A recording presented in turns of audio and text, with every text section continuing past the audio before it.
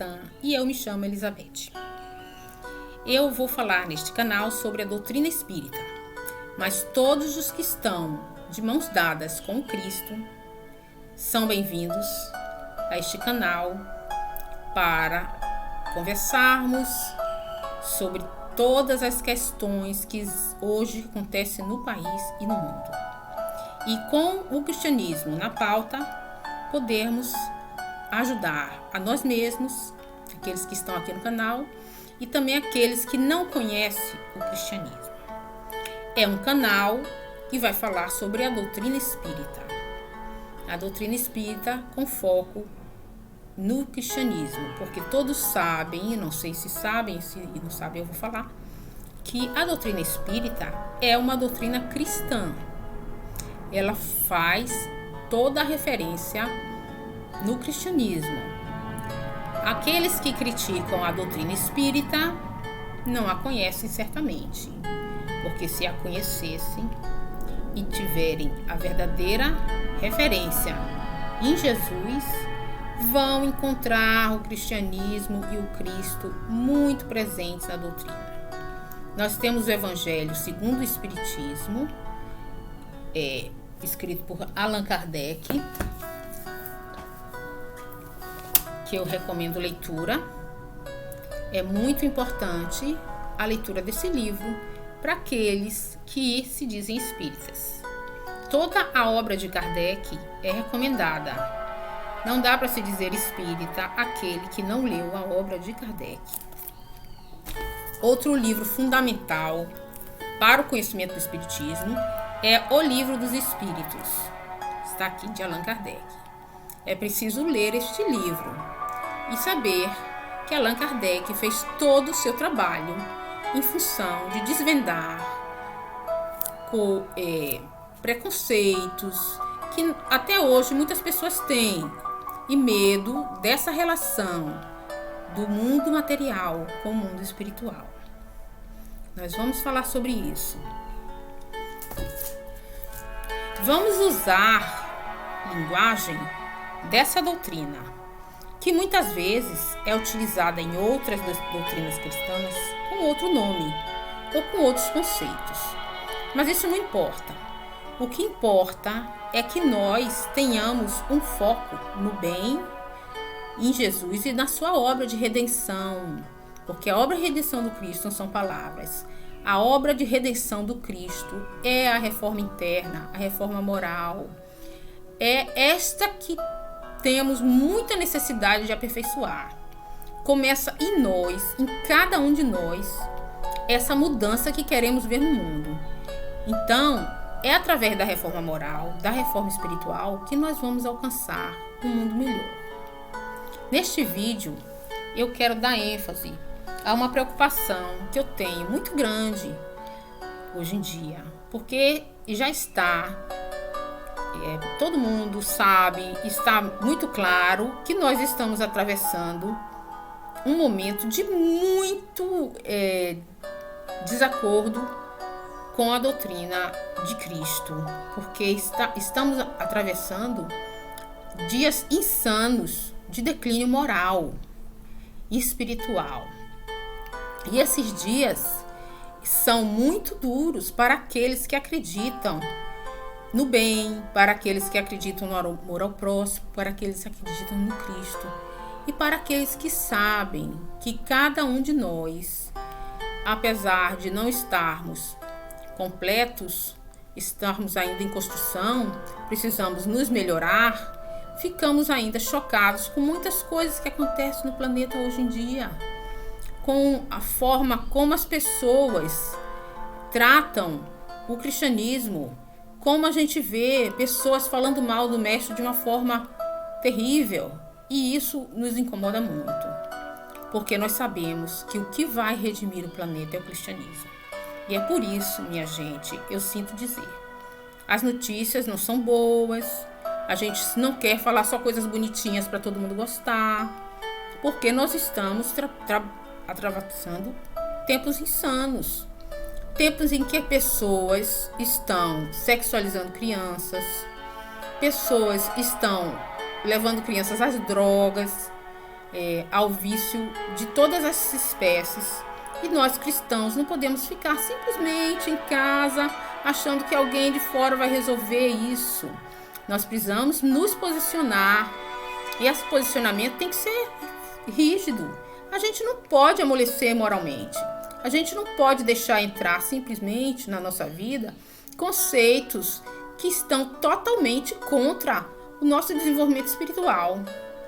Essa semana nós tivemos aí um caso muito polêmico de uma menina de 10 anos abusada, que foi abusada pelo tio desde os 4 anos de idade e que estava grávida, ovulou, já era mocinha, ovulando, 10 anos. É triste uma menina grávida com 10 anos, um absurdo um negócio desse, mas a realidade era essa. E essa menina foi submetida a um aborto de uma criança de 22 dias, 22 semanas de gestação. Quer dizer, esta menina foi submetida a esse crime hediondo, que é o aborto, com uma gestação de quase 6 meses. Um bebê de 6 meses no ventre da mãe já é um bebê praticamente formado. Quantas pessoas vocês conhecem que nasceram de 7 meses? É um bebê praticamente formado. Essa menina, ela estava numa cidade, foi para outra cidade de avião, que foi para outra cidade de avião para ser submetida a esse crime. Essa menina, ela não estava correndo risco de vida. Ela não estava nessa situação de não poder gerar essa criança para posteriormente dá-la em adoção. Tantas mães que querem ter um filho e não podem. Uma fila enorme para adoção de menores. Eu fico muito chateada quando vejo cristãos que, sem pensar profundamente sobre esses casos, simplesmente viram e dizem que são a favor do aborto e dessa coisa ignomínia que é essa prática horrível. Nós precisamos analisar com amplitude. Não se pode simplesmente ouvir o que a mídia corrupta, a mídia falsária que quer destruir muitos valores cristãos e repetir o que a mídia fala por aí, como se nós não tivéssemos um pouco de reflexão, de coração e de moral para dizer não a esse tipo de atitude. A gente tem que focar no que a gente acredita. A gente precisa focar nas nossas raízes morais cristãs. Isso não pode ser simplesmente o fato de você abandonar de uma hora para outra essa questão. Eu estou lendo aqui, não por acaso, porque o acaso não existe para nós espíritas, o livro de Luiz Sérgio, A Cabana dos Sonhos. Tá vendo? Luiz Sérgio é psicografado por Irene Pacheco Machado.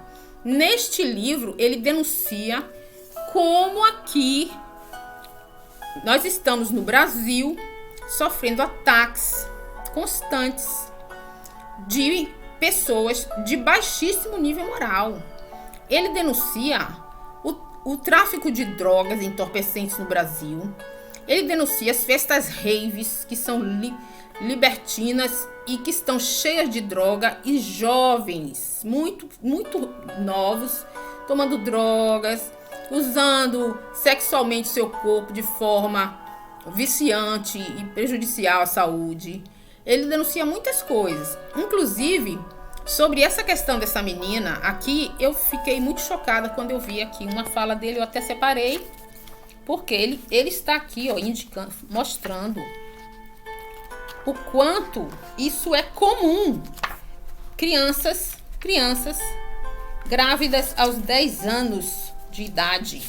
Olha aqui, na página 414. Ele fala aqui, denunciando. No ano de 2000 a este ano de 2003, que 2003 foi quando esse livro foi psicografado, nasceram no Brasil 84.994 bebês de crianças de 10 a 14 anos. E outros 2 milhões de adolescentes e jovens entre 16 e 19 anos. É uma catástrofe. Isso é uma catástrofe no mundo. Isso é uma catástrofe. E isso não é dito. Não é dito de forma nenhuma na mídia. Isso é excluído. A gente não ouve falar isso na mídia aberta. Porque não vai ouvir, porque não interessa. Existem cartéis eu não posso falar o nome aqui, mas dessas pessoas que abusam crianças no Brasil, enorme, um cartel enorme que lucra com isso, com essa exploração sexual de crianças. E essas pessoas, elas formam uma grande associação de criminosos. E nós aqui estamos dormindo diante desse fato. Outro momento em que Luiz Sérgio coloca aqui no livro, ó. Que ele coloca aqui, ó. A seriedade que essa questão advém do seguinte fato: existem no mundo físico uma propaganda desenfreada da sexualidade, e essa sexualidade sem limites está fazendo muito mal às crianças, aos adolescentes e aos jovens. Então, quer dizer, existe verdadeiramente um ataque às crianças e aos adolescentes, gente, e à nossa fé. E a gente não pode ficar calado. A gente não pode se afastar 1/1000 de segundo, 1/1000 da nossa moral. Quando vierem para você falando de algum coitadismo, para você apoiar coisas absurdas, diga não até que você entenda completamente o que está acontecendo. Porque nós, desavisados, simplesmente aceitamos ser a favor dessa prática ignomínia de matança de pessoas no ventre das crianças, sem nem pensar o que está acontecendo. Então, eu convoco a todos os cristãos que façam uma reflexão verdadeira sobre o que está pensando. Por quê? Porque o mal, ele vem sem você perceber. Eu vou fechar esse vídeo com um conto que o Haroldo Dutra Dias fez numa palestra dele, que eu acho muito interessante a gente refletir.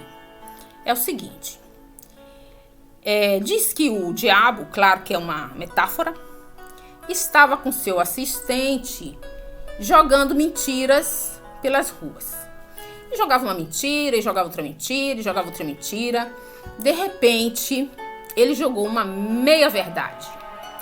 Aí o assistente falou: mestre, o senhor jogou uma meia-verdade. O senhor não estava jogando mentira? E o próprio demônio falou: não, uma meia-verdade é muito melhor. Por quê? A metade te encanta e a outra metade te escraviza. Pense nisso. Se gostou do vídeo, dê seu like e se inscreva. Um abraço.